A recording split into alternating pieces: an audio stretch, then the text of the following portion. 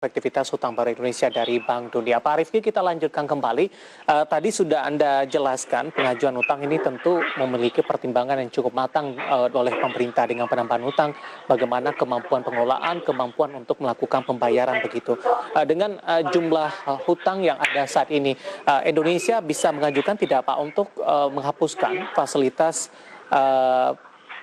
pokok pinjaman atau keringanan bunga, begitu Pak Rifki?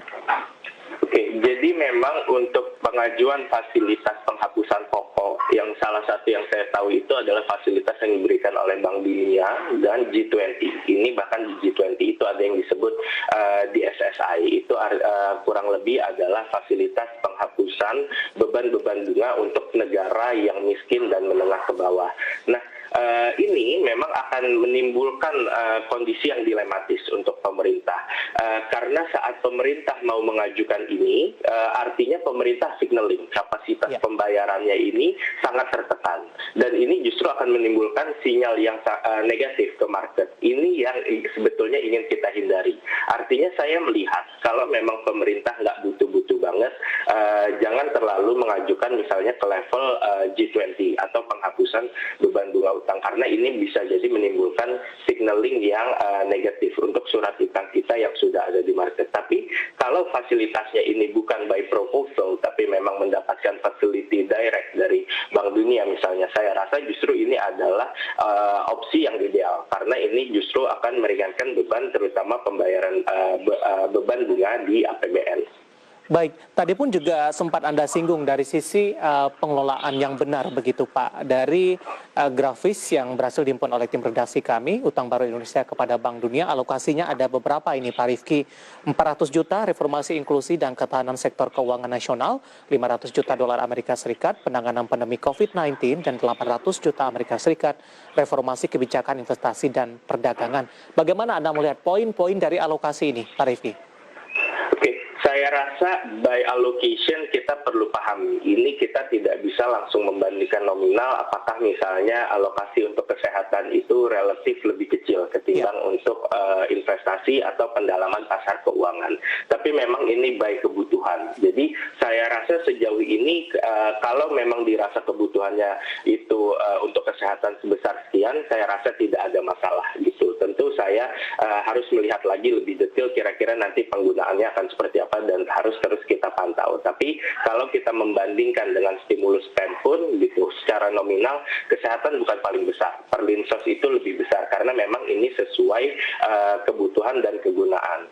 Dan kalau kita lihat dari pos-pos yang dialokasikan dari pinjaman Bank Dunia ini, saya rasa sudah tepat. Satu, untuk menangani kesehatan di jangka pendek, lalu kemudian untuk mendorong investasi serta pendalaman pasar keuangan di jangka menengah panjang. Ini juga menjadi tantangan Indonesia untuk bisa lolos dari middle income trap di masa menengah panjang. Jadi saya rasa by allocation ini sudah tepat guna. Baik, tapi kalau kita bandingkan dengan kondisi normal sebelum pandemi, apakah tingkat penambahan hutang semakin signifikan atau semakin tinggi, Pak Rifki, dari analisis Anda? Oke, ini memang kalau kita bicara penambahan hutang, kita harus put things into perspective, atau kita harus membahas ini secara kontekstual. Betul bahwa utang pemerintah Indonesia ini meningkat cukup tajam dari biasanya itu sekitar debt to GDP kita itu 30%, sekarang hampir menyentuh 40% dari GDP, dan defisit kita melebar cukup dalam dari di bawah 3%, biasanya sekarang hampir menyentuh 6%.